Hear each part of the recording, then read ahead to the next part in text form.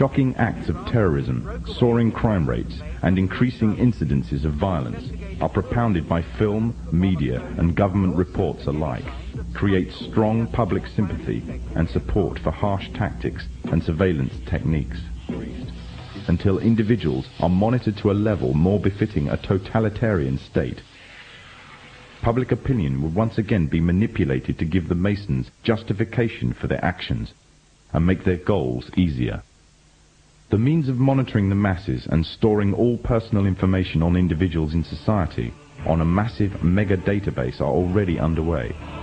Rapid movements are taking place towards storing personal information on individuals on plastic, such as banking details, driving license information, and national insurance details. Currently, these details are stored on separate cards, but plans are well underway to merge all the information onto one identity card. The consequence would be complete monitoring of all purchases and transactions and personal details of an individual at the touch of a button. In 1992, the Vice-Chancellor of the British Supreme Court, Nicholas Brown Wilkinson, told the High Court that if the information obtained by the police, the Inland Revenue, the social services, the health service and other agencies were to be gathered together in one file, the freedom of the individual would be greatly at risk. The Freemasons, through the governments controlled by them, already have access to a vast array of information about you. They can already find out who you talk to on the phone, where you work, where you shop, what you eat, what you wear, how much you are worth, what you earn, and the list goes on and on. One identity card would allow even closer monitoring and enable a complete psychological profile to be compiled on every individual in society. Information which would make it very easy to predict, control, and manipulate actions. However, there is a gap that the Masons need to fill in. By using hard currency, an individual can evade detection and vital information is lost since hard currency transactions are untraceable. As a result, moves are being made to replace hard currency with a system that relies totally on electronic funds transfer. In other words, a system that relies totally on cards.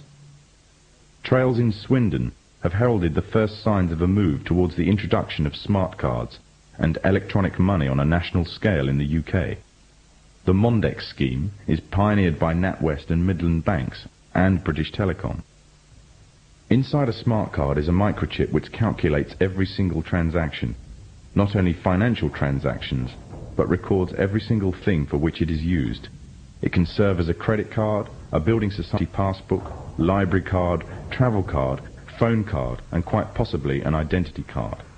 Although an identity card would reveal much detail, it would not be able to locate any one person precisely at any given instant time. This would require some sort of tracking device that could be put on and detected wherever that person may be on the globe. The tracking device would be an all-purpose microchipped identification device or an electronic implant placed under the skin. These implants could then send off a signal which could then be picked up by satellite in low Earth orbit, locating and identifying the subject. Although this may sound like the works of fiction, it is, however, already well on its way to becoming reality. There are already approximately 48 global positioning satellites in orbit that are in use by the United States and her allies. These satellites can act upon incoming signals and pass down accurate information to the source of the signal about its location. At present, the source of the signals are devices that are attached to tanks, battleships, aircraft, or handheld instruments for accurate navigation purposes.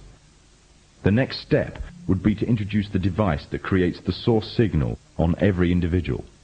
Currently, one form of device that has been created specifically as a signal source for the satellites is the electronic tag. Already a scheme using such tags on individuals is in operation in the UK. The justification used is that it is necessary to curb the growth in the population of the already overflowing prisons. The tag fits securely around the offender's wrists and can be monitored to see if the offenders are violating curfew regulations. Pilot tagging schemes are already in operation in Greater Manchester, Berkshire and Norfolk, with plans for expansion in other countries in the coming year. The Freemasons' plan for complete global control by one governmental body means that they must pave the way for complete global economic union, complete global legislatory and political union, and complete global military union. On March the 25th, 1957, with the creation of the European Economic Community, the first significant steps in the creation of this global government were taken. Since then, the EEC has become a testing ground for the New World Order. With the basic tenets of freedom of movement between member states already established, goods and people can move relatively freely within this one superstate. The plans are already underway for the establishment of complete monetary union, and the powers of the governmental body of Europe are growing every day, paving the way for complete political and legislatory union. All this will mean that eventually, in the superstate of the European Economic Community, there will be one currency, one economy, and one government. And the government would most certainly be a Masonic government. The three most important players of the European community are Britain, France, and Germany. Britain and France have long been Masonically controlled nations. During World War II, Germany was completely annexed by Britain and France, along with the United States, another Masonic nation, and the Soviet Union. The sectors of Germany controlled by the former three countries, the Masonic nations, formed a separate political identity called West Germany. And with the downfall of the Berlin Wall, West Germany has now taken over the former East Germany. Europe is not alone in its efforts to achieve superstate status. America and Mexico are currently the only two members of NAFTA, the North American Free Trade Agreement.